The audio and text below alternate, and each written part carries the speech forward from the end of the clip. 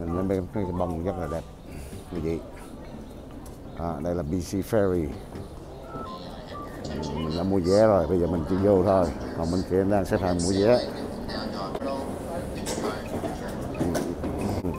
Bây giờ mình đang đi vô đó quý vị.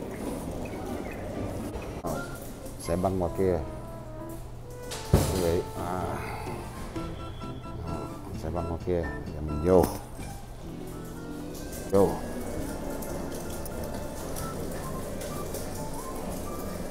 Đây là con đường của mình đi bộ vô, còn bên kia thì nó đi xe xuống.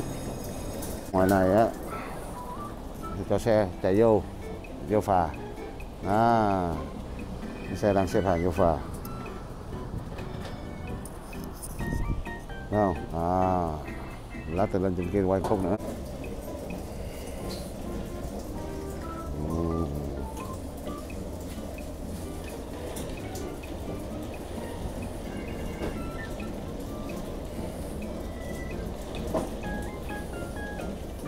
Ngoài đây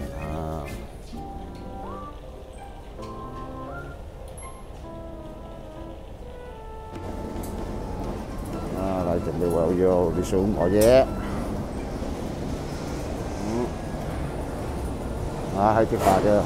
Chưa?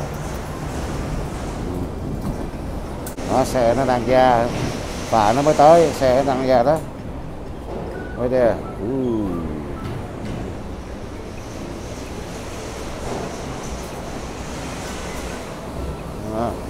Phà nó đang mới tới. Chỗ mấy chiếc phà đó thấy không?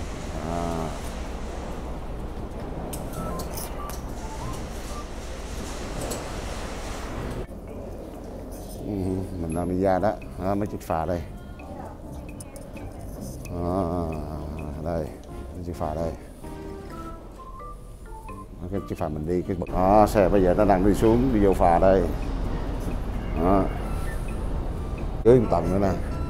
Quý vị ở dưới có thêm một tầng ở dưới nữa cho xe hàng, xe container đâu. Này nó chạy mấy trăm chiếc rồi, chứ không phải là mấy chiếc. Giờ mình chuẩn bị vô phà này quý vị. Vô chiếc phà bự đó, thấy không? Cái phà cái bên nhỏ xíu rồi. Đây, mua tí đồ ăn đó. Vô trong phà đây, lên ở đầu rồi. Ngoài đó có cái đảo nhỏ nhỏ. Để lát mình lên trên lầu mình quay. Đây, bây giờ mình lên này. Quay một vòng trước đó. Đây. Thấy không? Mình đã trên tàu rồi quý vị. Mình trên giữa chân là chiếc tàu của mình còn một khúc nữa nè mới tới đây. Chiếc này nhỏ xíu chứ nãy mình quay đó là nhỏ xíu thấy không? Nó chở được mấy chục chiếc thôi, 20-30 chiếc thôi đó. Bây giờ mình quay lại nè ha.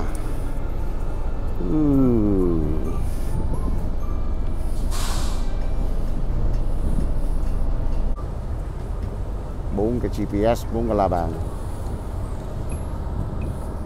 Chỗ đường hồi nãy mình vô đó. Con này mới vô đó. Con đường mới vô. Đây ở đuôi. Quay lại trở lại cái bộ máy móc của nó đây. Lát nó đây là xe còn mấy chiếc nó đang chờ, mấy chiếc xe nó xuống nữa nó mới cẩu dỡ cái miệng nó lên để mình dời chiếc phà. Tầng trên cũng vậy mà tầng dưới cũng vậy. Chuẩn bị rồi. Đóng cửa đây. Không có cho xe vô nữa, hết xe vô rồi, chuẩn bị nó dỡ lên nè.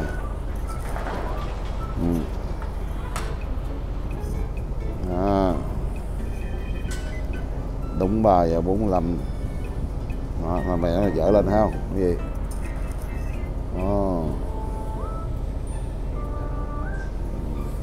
Tàu hỏa mồm vậy. Tầng trên cái, tầng dưới một cái. Đó, tầng trên lên hết rồi nè, chuẩn bị. Còn cái tầng dưới nữa. Tầng dưới chắc còn xe, tầng trên nó xong rồi đó. Rất là an toàn.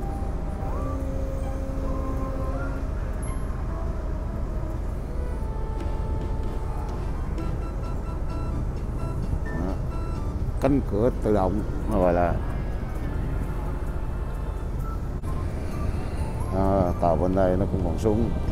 ra xe lên xe hết rồi, chuẩn bị cũng hết, còn một vài chiếc nữa thôi. Như tàu của mình tốt lú đằng kia cấp 3 chiếc này đó, cấp 3 chiếc này đó. Chỗ mà thấy chiếc tàu của Nương là chưa mới tới là một nửa thôi. Chiếc tàu kia chưa nó cũng chở xe chở cầu rồi đi làm đó. Nó đang có 2 cái cầu để mà bắt xuống bến phà rồi.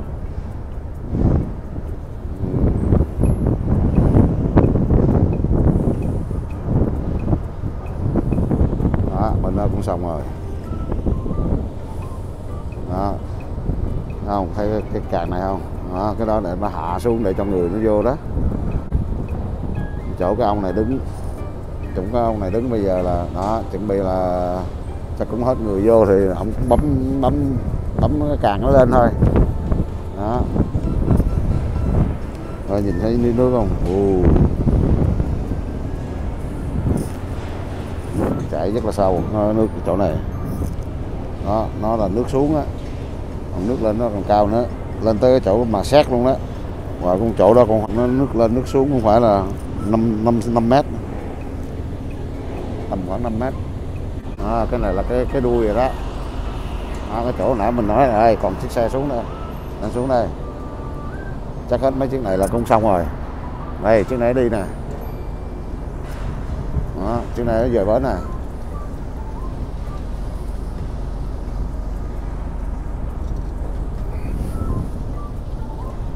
Chiếc này chiếc nhỏ thôi, chở được hơn 100 chiếc, khoảng 100 chiếc. Mấy chiếc này nó không có chở mấy chiếc xe container, tại vì trong mấy cái đảo đó mấy xe container cũng không có gì, đảo nhỏ thôi. Cái này đi mấy cái đảo nhỏ xíu bên đây cũng còn xe xuống nữa. Nãy giờ nó sắp xếp nhưng mà bên trên nó đầy rồi. Đó.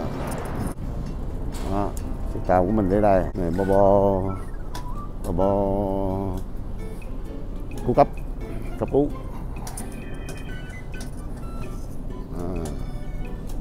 Trên đây là cho mình ngồi uống cà phê ngắm cảnh. Nhìn thấy mấy cục đá chưa? Mấy đó là hạ xuống cái là đưa cho người ta vô tàu đó. Đây thấy không? Nhìn ra ngoài chiếc phà bên kia nè, nó mới ra tới đó thôi, mình đang đi tới đầu đó ha.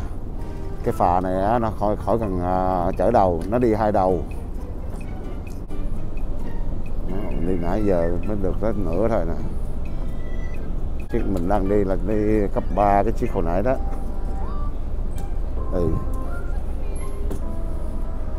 Nhìn thấy không? Nhìn thấy cái núi đá không? Núi Tiếc không? Đó.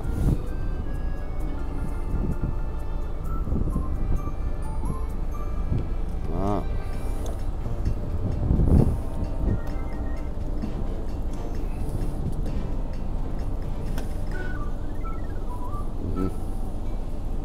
Thấy chưa?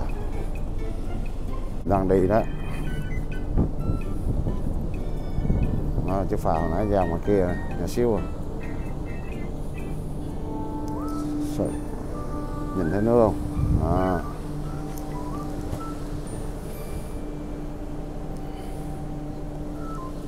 Nó là chạy một chân vịt thôi đó, nó 3 chân vịt trên chỗ cabin.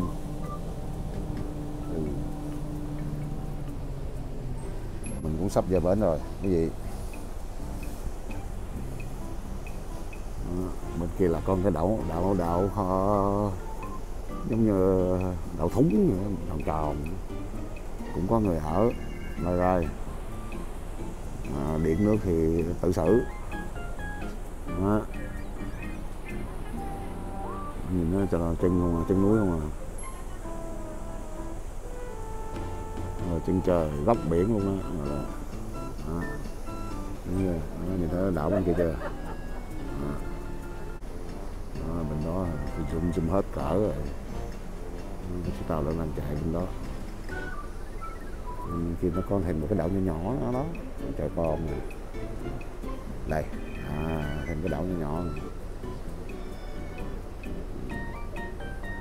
Có tiền có thể mua cái đảo này nha, làm chúa đảo nha. Ok quý vị, nếu như quý vị có tiền. Nó đảo mấy bên kia mình zoom hết cỡ rồi đó. Đó là cái village đó nó đang xây đó.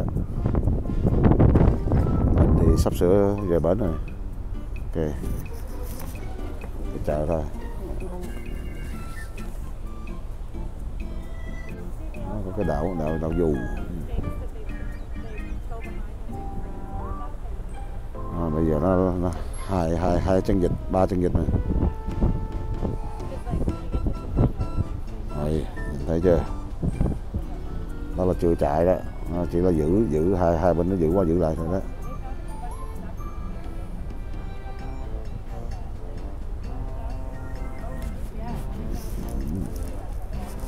Nó nhìn lên trên núi sao? Núi tiếc.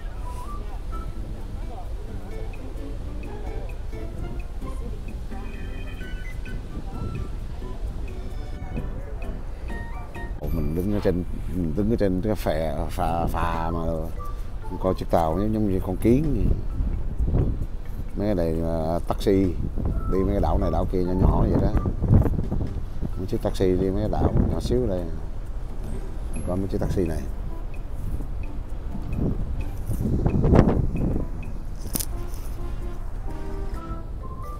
Đó, bây giờ nó bắt đầu nhỏ lại đó. Cái luồng quay của nó quay về bên kia cái máy hộp số nó đang quay về bên kia. Cái lượng nước nó cũng ít đi, còn bạc hết luôn. Chiếc tàu nhỏ này mình bắt đầu về bến rồi đó. Chạy đây. Bây giờ bắt đầu tàu nó chạy khoảng chừng 1 tiếng 45 phút mới tới đảo bên kia. Đó. Thì mình quay được cái gì mình quay. Ok. Đó. Phà về bến.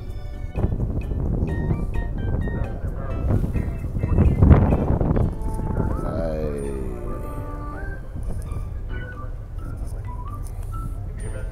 Đó, có căn nhà lonely.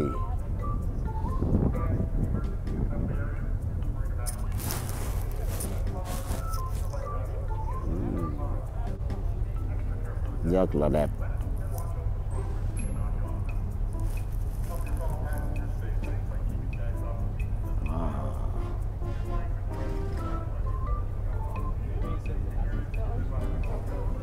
Nhìn thấy trên núi đá không? Ra tới ngoài này nhìn nó khác nữa nè. Cái cảnh.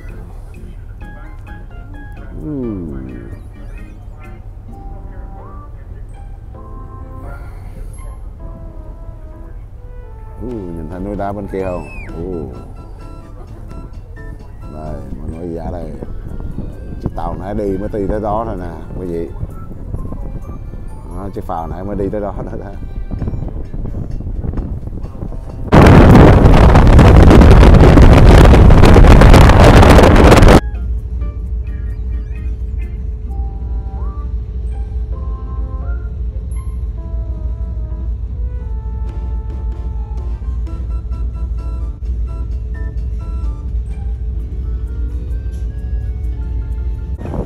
Cái đuôi tàu cái gì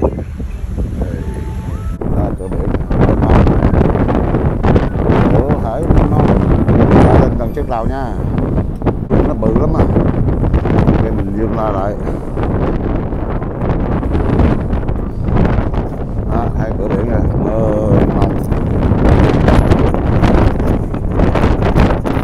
cái gì đằng sau chỗ đó là mình mới vừa ra khỏi chỗ đó thôi đó, chỗ bến tàu hồi nãy đó. Tốt là thằng kia đó.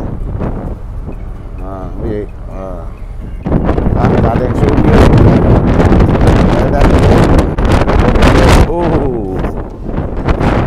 Quá trời ơi. Đây quý vị ơi, mình tới đầu tàu rồi, chuẩn bị.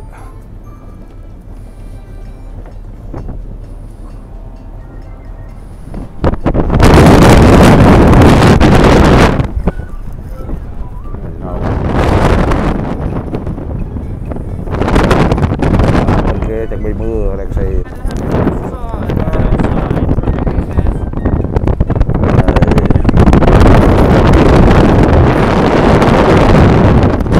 Trong đó hồi nãy chỗ mình ra đó, mình zoom hết cỡ rồi. Đó, bên kia là có chiếc tàu đi vô trở lại nè. Chiếc này nó cũng giống như chiếc của mình vậy đó, nó cũng bự vậy đó, cấp 3 cái chiếc hồi nãy luôn á. Xa xa mình zoom hết cỡ rồi đó. Nó tít đằng này kia mình zoom ra lại.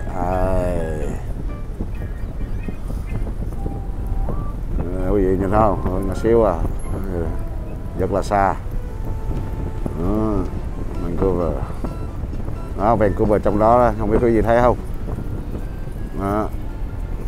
Cái máy của mình chỉ quay được tới như đó thôi. Lại cuối tàu nha, chỗ này nó quá lớn quá quý vị. Lại thấy đây trên thành cu cấp cứu, mấy cái phao cấp cứu mở dần cái giống như cái nhà vậy đó.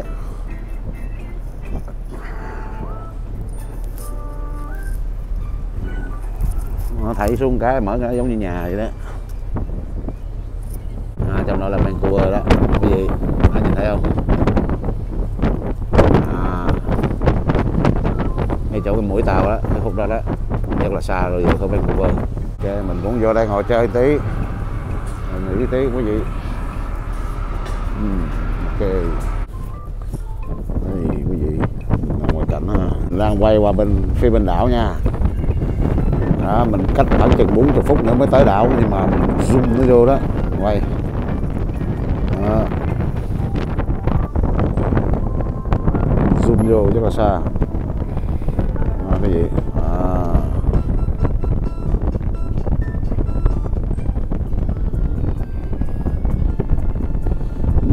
Lạnh ơi lạnh.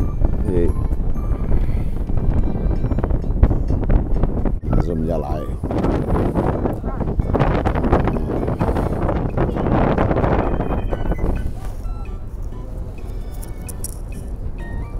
Quý vị thấy không? Đây một cái đậu nhỏ nhỏ quý vị. Đó, Nam Mồ sắp vô tới rồi đó, sắp vô tới bến tàu rồi quý vị. Bây giờ mình quay cái đang ở đầu tàu á. Đó, chuẩn bị lăn vô. Đó là thành phố đó.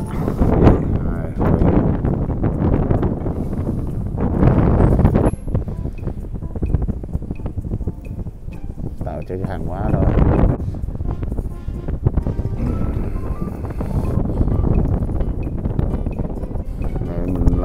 Bề của Nam Mồ, không biết khúc nào. Đây quý vị, tàu lại quay tiếp. Nó chuẩn bị vô cái bến tàu nha.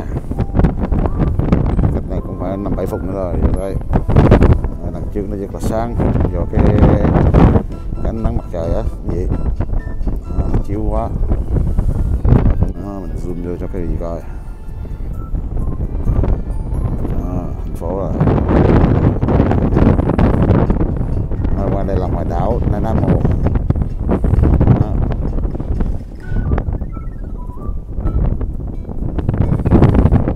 Tuk trong kia chỗ sáng chỗ đó là bến tàu rồi. Chắc 15 phút đi trong đó, 15 phút. Đó, nhà mà ở eo biển là vậy nè. Cái gì? Khu này là có điện có nước. Đầy đủ. Có gì coi lại. Và cái căn nhà đó nhìn cái bon đó hoa nó rất là đẹp.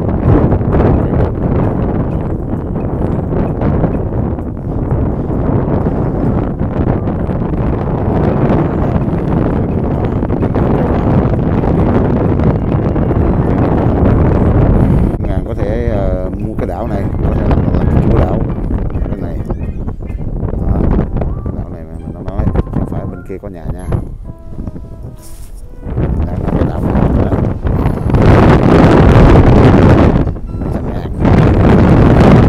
Mua được cái đảo đó. Vô tại thành phố này Nam Mô rồi nè quý vị. Đó. Trời rất là đẹp quý vị.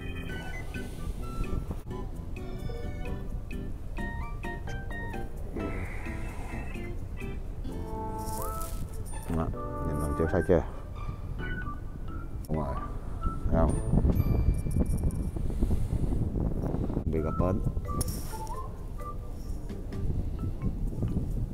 Trên nó toàn nhà ở, trên núi tiếc ở trên kia nữa nè quý vị, thấy không?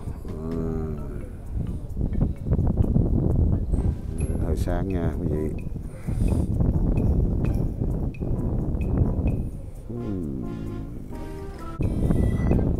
Đây, chuẩn bị vô bến đây.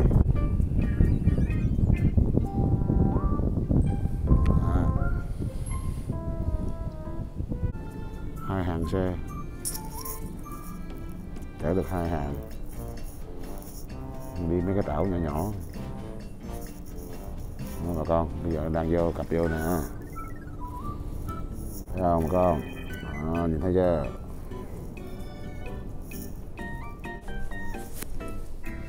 Bắt đầu nó ngừng, nó sẽ đó, nhìn thấy chưa? Nó lấy cái propeller nó thắng, nó lấy cái chân vịt đằng trước nó thắng. Nghe thấy không? Vô bờ đó.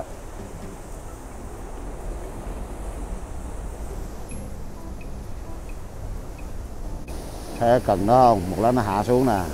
Cái mặt tôi nè, cái cần đó một lát nó hạ xuống để cho người đi ra. Đó, còn lần trước tôi á, nó mà lát nó hạ xuống cho xe nó sẽ chạy ra. Ok. Nó hai tầng, nó tầng trên tầng dưới thấy không? Vậy.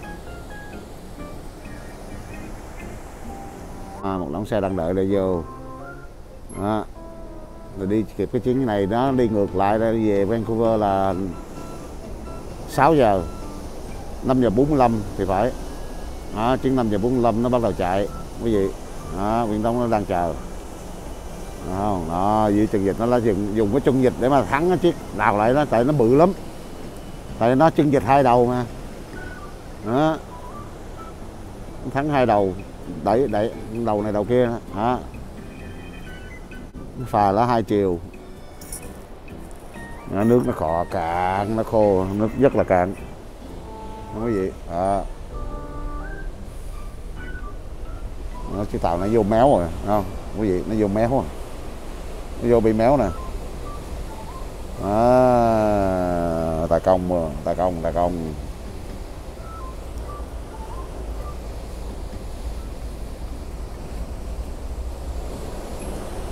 Đâu,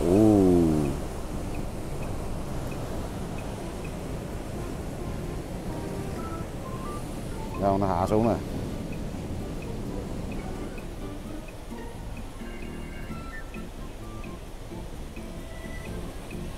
Đâu bây giờ nó hạ xuống thấy không? Cái dưới.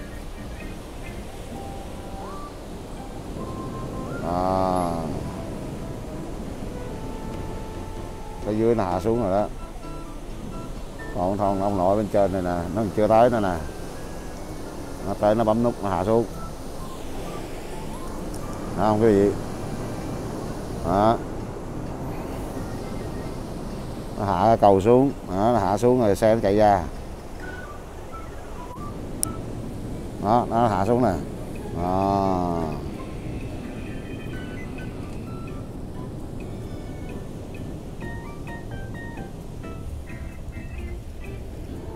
Đó, quý vị nhìn thấy không? Đó, mình quay qua lại ngược nha, không thôi là lát mình phải đi ra đó, chuyến đó nhỏ xíu ở đó rồi, nó tẹo ra.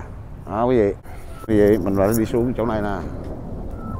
Đó, cái cầu nó còn chưa hạ xuống nữa, cái cầu nó phải hạ xuống cho bà con xuống đi bộ ra, nhưng mà là có chừng xưa chưa hạ xuống nữa, cái này hạ xuống mình mới đi được. Ok quý vị mình đi xuống nha. Ok quý vị. Không, đó bây giờ nó hạ xuống nè quý vị. Đó, nó hạ xuống cho người ta xuống.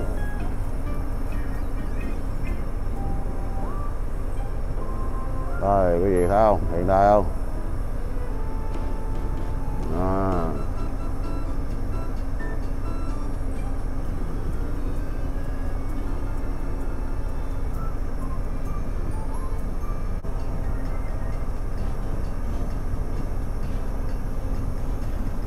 Ok, vậy mình đi xuống nha quý vị. Bye bye.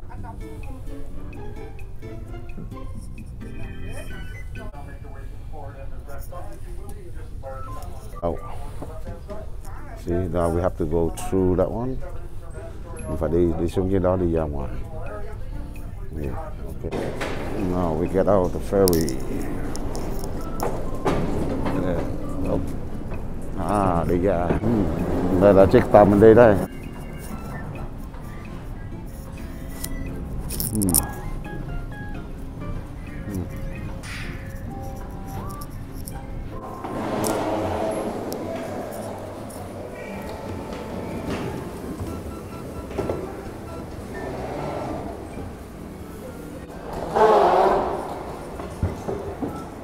Chỗ này đi ra, mình đang chờ vô, đang chờ vô.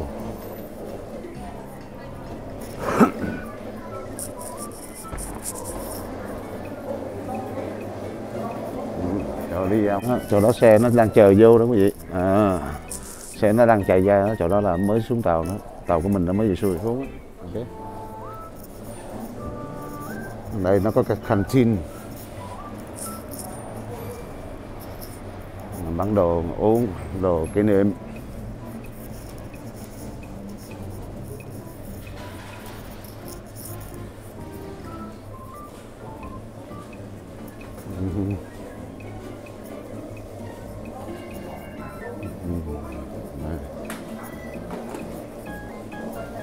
Here.